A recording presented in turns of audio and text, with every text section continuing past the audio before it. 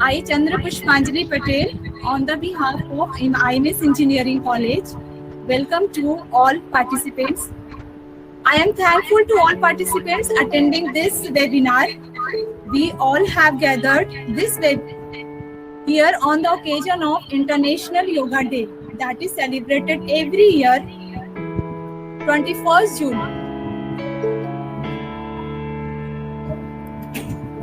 On December 11, 2014, the United Nations General Assembly declared June 21st as International Day of Yoga, months after PM Modi had proposed the idea.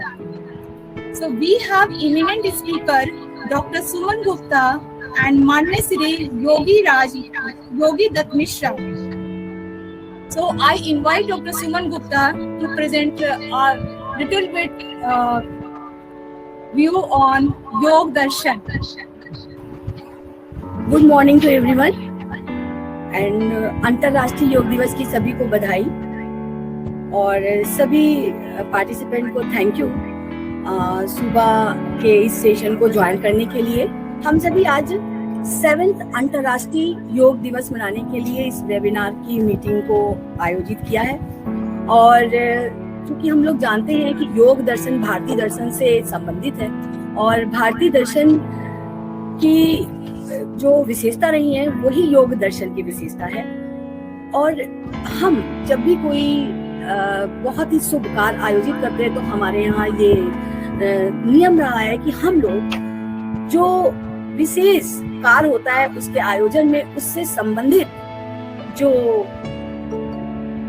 सृष्टि के नियम हैं उनको हम नमन करते हैं। तो हम आज के इस योग दर्शन का आरंभ सूर्य मंत्र से आरंभ करते हैं।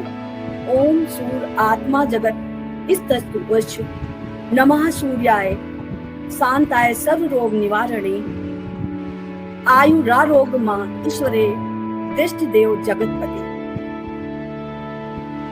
और इसी के साथ हम लोग इस सूर्य को और इस योग दिवस का दोनों का संबंध है, इसीलिए हमने सूर्य मंत्र को आज नमन किया, क्योंकि जो अंतरराष्ट्रीय योग दिवस मनाने का जो 21 जून दिन डिसाइड किया गया, इसकी भी एक खास विशेषता है। हमारे वर्तमान माननीय प्रधानमंत्री माननीय श्री नरेंद्र मोदी जी ने 79 संयुक्त राष्ट्र संघ के महाअधिवेशन में योग दिवस को अंतरराष्ट्रीय दिवस मनाने का प्रस्ताव रखा और यह प्रस्ताव उन्होंने 14 सितंबर 2014 में रखा था और 11 दिसंबर 2014 में ये प्रस्ताव स्वीकार हो गया। और आश्चर्य और खुशी की बात ये थी कि ये प्रस्ताव 177 देशों ने सहर्ष स्वीकार कर लिया। टोटल देश जो थे 193 थे और उनमें से 177 देश यानी 177 कंट्रीज ने इस प्रस्ताव को स्वीकार कर लिया। और इसके लिए जो दिन डिसाइड हुआ वो 21 जून का दिन डिसाइड हुआ। और 21 जून की खास बात है कि हमारे हिंदू कैलेंडर में इसको ग्रीष्म संक्रांति का टाइम माना जाता है और ग्रीष्म संक्रांति की खास विशेषता है कि ये पूरे वर्ष का सबसे बड़ा दिन होता है और सबसे बड़े दिन होने के साथ साथ इस दिन सबसे ज्यादा सूर्य की ऊर्जा पृथ्वी को मिलती है और जो सूर्य है इसी दिन से उत्तर से दक्षिण की ओर चलना प्रारंभ करता है। तो ये इस दिन की खास विशेषता है और चूंकि योग भी मानव की ऊर्जा को बढ़ाता है और सूर्य जो है इस दिन इस सृष्टि और पृथ्वी की ऊर्जा को बढ़ाता है, तो यानी दोनों का बहुत ही सामंजस्य बहुत ही अच्छा है। और योग दिवस जो 2021 का मनाया जा रहा है, इसकी जो थीम रखी है हमारे माननीय प्रधानमंत्री जी ने इसको घोषित किया था, योगा फॉर वेलबींग अर्थात कल्याण के लिए योग। ये इस बार की थीम है योग दिवस की और योग दिवस आज अंतरराष्ट्रीय स्तर पर मनाया जा रहा है और इसी से ये पता लगता है कि आज भारतीय दर्शन पूरे विश्व पर छाया हुआ है। पहले भारतीय दर्शन भारत को लोग ही नहीं जानते थे, लेकिन आज भारतीय दर्शन के बारे में पूरा विश्व जानता है, क्योंकि योग दर्शन भारतीय दर्शन का एक भाग है। और अगर हम भारतीय दर्शन की विशेषता देखें तो यह मुख्यतः आध्यात्मिकता पर आधारित है, जबकि पाश्चात्य दर्शन नैतिकता के विचारों पर आधारित है। और यही आध्यात्मिकता का जो प्रभाव है वो हमारे भारतीय समाज को स्थायित्व प्रदान करता है। भारतीय दर्शन भारतीय समाज की चिंतन धारा को एक आत्मचिंतन के लिए प्रेरित करता है, स्व विश्लेषण के लिए जागरूक करता है। समय समय पर जो हमारे भारतीय दर्शन की धाराएं हैं बदलती रही हैं, जो विचार हैं वो बदलते रहे हैं, लेकिन हर वक्त भारतीय दर्शन आस्तिकता, नास्तिकता एवं आध्यात्मिकता के रूप में पूरे विश्व पर नजर आता रहा है। और यही नहीं, भारतीय दर्शन ने भारतीय चिंतन विचारधारा को हमेशा आध्यात्मिकता का अंकुश लगाए रखा है। और इसका फायदा ये मिला कि जो भारतीय समाज है वो स्थायित्व, संतुलन एवं संपन्नता के भाव से हमेशा संपूर्ण रहा है। हमारे यहाँ अनेक बाहरी आक्रमण हुए, जिसमें से सिकंदर, मोहम्मद गजनी, मोहम्मद गोरी, चंगेज खां, बाबर, और 400 साल तक अंग्रेजों ने हमें गुलाम बना के रखा। लेकिन आश्चर्य की बात, वो आज भी हमारे दर्शन के ज्ञान को समाप्त ना कर पाए। हम आज भी अपने उस दर्शन के ज्ञान से उसी तरह भरपूर हैं जैसे वैदिक और पूर्व वैदिक युग में थे। और इसका अगर हम इसको अपने भावों को व्यक्त करना चाहें तो महान शायर इकबाल के शब्दों में कुछ बात है कि हस्ती मिटती नहीं हमारी, कुछ बात है कि हस्ती मिटती नहीं हमारी, सदियों रहा है दुश्मन दौरे जहां हमारा। और महान शायर इकबाल ने भारत की जो समाज है, इतनी जो इसकी संपन्न ज्ञान है वो कभी समाप्त नहीं हुआ, भले उसका प्रभाव कम रहा। और उसी को जो है हम लोग आज भी जो इतने स्थायित्व और संतुलन के साथ रह रहे हैं, इतना चेंजेस हो चुका है, बहुत कुछ जो है नष्ट हो चुका है पर्यावरण में, उसके बाद भी हम लोग बिल्कुल नॉर्मल होके रह पा रहे हैं। उसमें भारतीय दर्शन का महत्वपूर्ण योगदान है।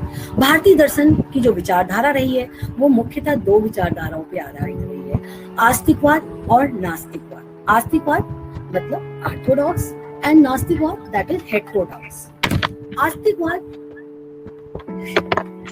आस्तिकवाद जो है वो ईश्वर और वेद पास करने पर आधारित है, और नास्तिकवाद जो है वो वेदों और ईश्वर के भाव को नहीं मानता है। नास्तिकवाद के जो मुख्य हमारे भारतीय दार्शनिक रहे हैं वो है महात्मा बुद्ध, महावीर स्वामी जी, चारवाक और मक्खली। इन्होंने मुख्यतः 4 दर्शन स्थापित किया,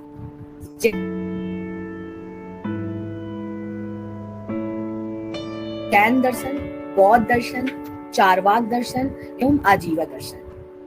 जैन दर्शन को महावीर जी ने प्रवर्तित किया, बौद्ध को महात्मा बुद्ध जी ने प्रवर्तित किया, और चारवाक दर्शन को लोकायत दर्शन के नाम से जाना जाता है। और जो आधुनिक लाइफ स्टाइल है वो चारवाक दर्शन अभी आया है। तो था ये चारवाक दर्शन का उद्देश्य मतलब कोई ईश्वर नहीं, जो हो आप ही। और ये है चारवाक दर्शन का उद्देश्य। उन्होंने जो बृहस्पति सूत्र लिखा है और उसके जो सिद्धांत है वो आज के जो उपभोगावादी संस्कृत है उससे बहुत कुछ मिलता है।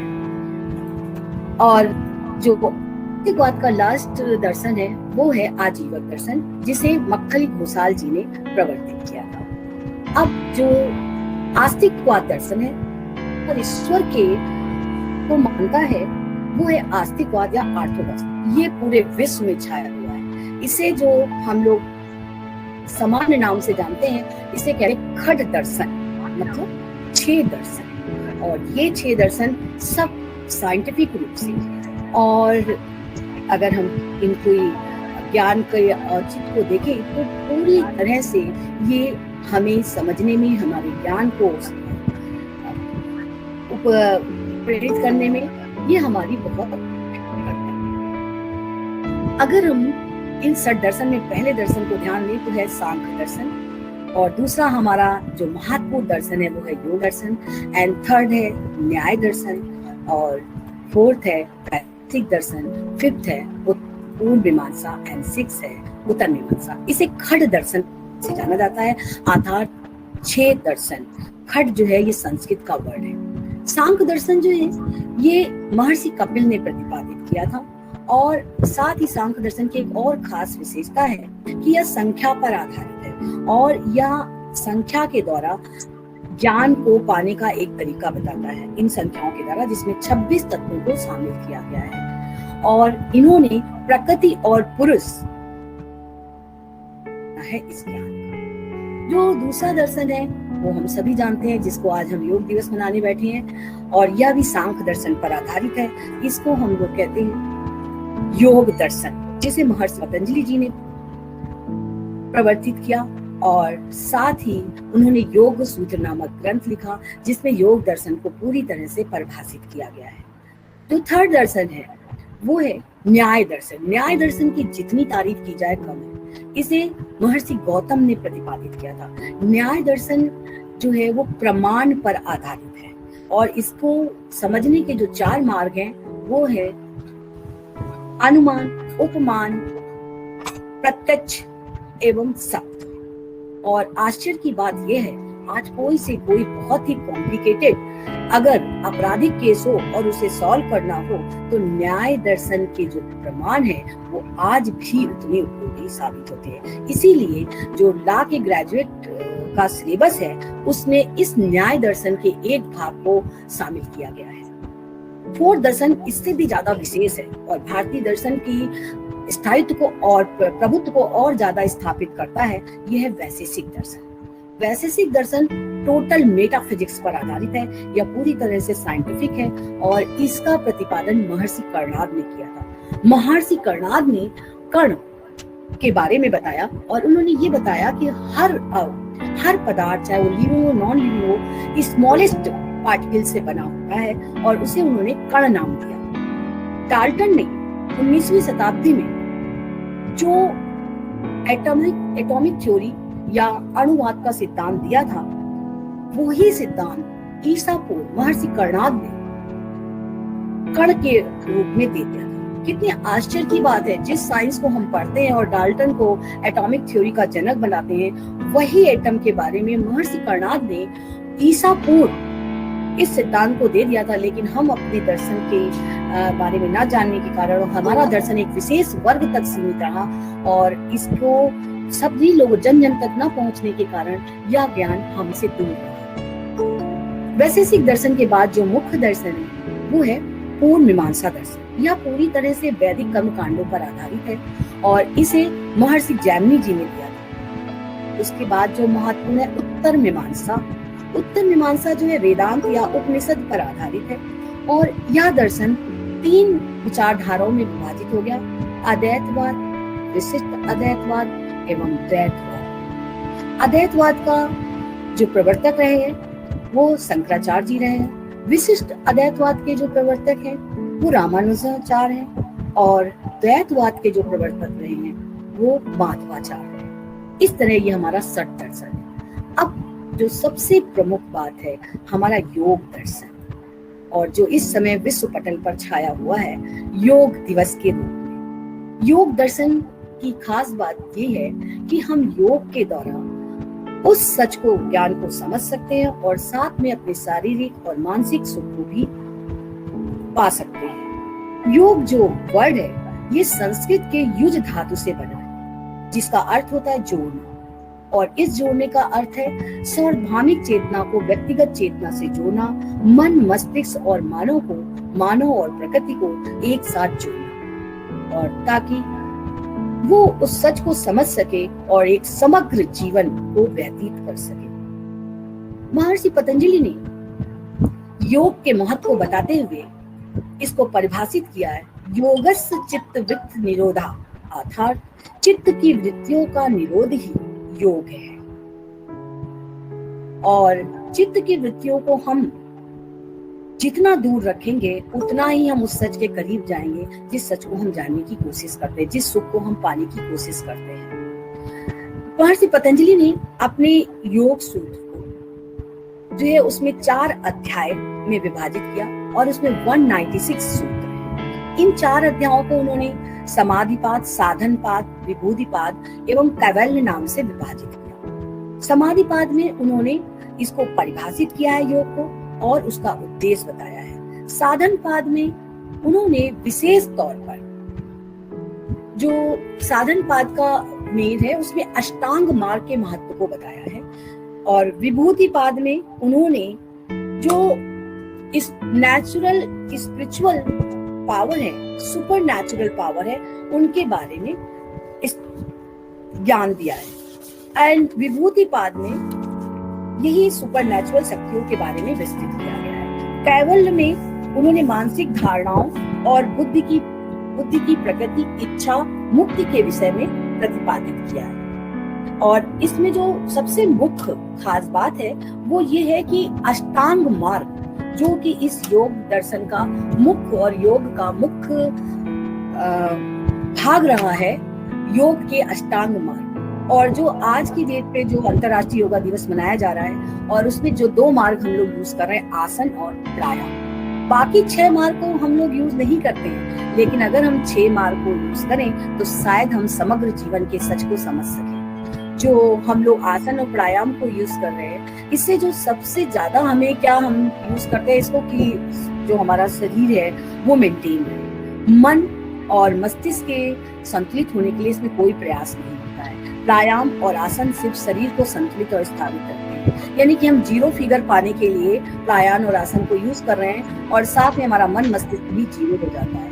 यहाँ मन मस्तिष्क को 0 नहीं होना है, 0 को समझना है, शून्य को समझना है। शून्य मतलब स्पेस, हमें स्पेस और स्पेस की ऊर्जा को समझना है, हमें शून्य नहीं होना है। और हम जो आज की डेट में योगा को सिर्फ प्राणायाम और आसन के रूप में यूज कर रहे हैं, ये उसका महत्व नहीं है। जब तक हम उसके कम से कम 5 जो यम, नियम, आसन, प्राणायाम और प्रत्याहार, जिसे कि हम हठ योग से जानते हैं, इन 5 मार्ग को नहीं अपनाते हैं, तब तक हम उस योग के संपूर्ण महत्व को नहीं समझ सकते हैं। और फिर जो बाकी 3 है, धारणा, ध्यान, समाधि, जब हम 8 मार्ग को अपना लेते हैं तो फिर हम जीवन के उस असीम सुख को, उस समग्र जीवन को पा सकते हैं, जब हम 8 मार्ग को अपना लेते हैं। जो इनका अष्टांग मार्ग का पहला नियम है यम नियम। यम मार्ग का मतलब है कि हम समाज के प्रति जो हमारी जिम्मेदारी है उसको सही ढंग से पूरी करें। अर्थात अहिंसा, सत्य, अस्तेय, अपरिग्रह एवं ब्रह्मचर्य। हम जो कुछ भी करें उसे किसी को भी कोई नुकसान ना हो, ये अहिंसा है।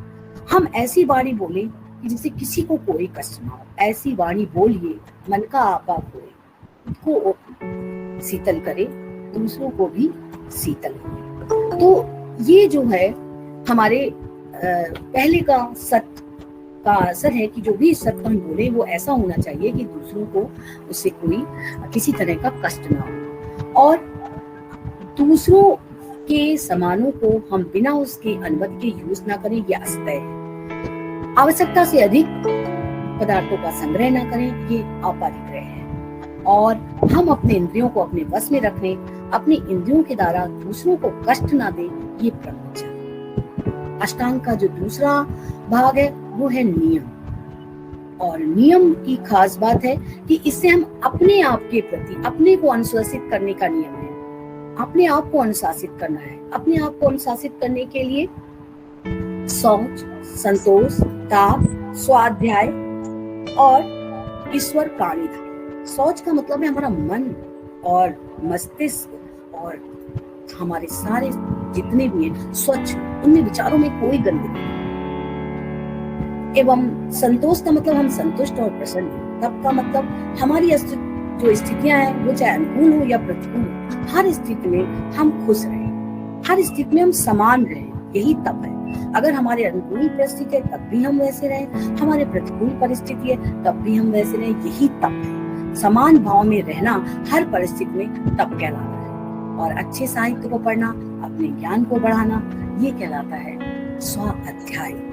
और ईश्वर के प्रति समर्पित कहलाता है ईश्वर प्राणिधान। फिर आता है तीसरा नियम आसन, मतलब हम अपने बैठने की अवस्था को सही और संतुलित बनाएं। चौथा है हमें प्राणायाम, अर्थात हम अपनी सांसों की गति को नियंत्रित करें और संतुलित करें। फिर है प्रत्याहार, मतलब हम अपनी 5 इंद्रियों को नियंत्रित कर सकें। और जैसे ही हम 5 इंद्रियों को नियंत्रित करते हैं तो बाकी जो हमारे 4 यम, नियम, आसन, प्राणायाम, ये भी हमारा सहयोग करने लगते हैं। और धारणा पे हम किसी एक वस्तु पर एकाग्र होते हैं। ध्यान में हम जिस वस्तु पे एकाग्र होते हैं उसी पे अनुसंधान करते हैं, और समाधि में जिस वस्तु पे एकाग्र होते हैं, जिस पे अनुसंधान करते हैं, उसी में लीन हो जाते हैं। और जब हम उस एकाग्र वस्तु में लीन हो जाते हैं तो यही समाधि होता है, और यही असीम सुख की वो चरम सीमा होती है जिसकी हम बात करते हैं, जिसका भारतीय दर्शन अपना प्रभुत्व बताता है, और वो जो इसके महत्व को समझता है। भारतीय दर्शन की यही जो खास बात है, ये योग दर्शन में भी दिखाई देती है। गीता के अध्याय 2 में श्लोक 50 में ये कहा गया है कि योगस कर्मसु कौशलम, अर्थात कौशल से किया गया कार्य ही योग है। और अध्याय 2 के ही 48वें श्लोक में कहा गया है, योगस्त कुरु कर्माणि षडंग त्यक्त्वा धनंजय सिद्ध सिद्ध्यो समो भूत्वा समत्त योग उच्यते। अर्थात हे धनंजय, आसक्ति को त्याग कर तथा सिद्धि और असिद्ध में संभाव होकर योग में स्थित हुए तुम कर्म करो। क्या संभाव ही योग कहलाता है। योग में व्यक्ति संपूर्णता में ऊंचा उठाता है। इस प्रकार से योग न सिर्फ एक चिकित्सा विज्ञान है, बल्कि मनोविज्ञान, जीवन विज्ञान, अध्यात्म विज्ञान एवं असीम सुख का विज्ञान भी है। और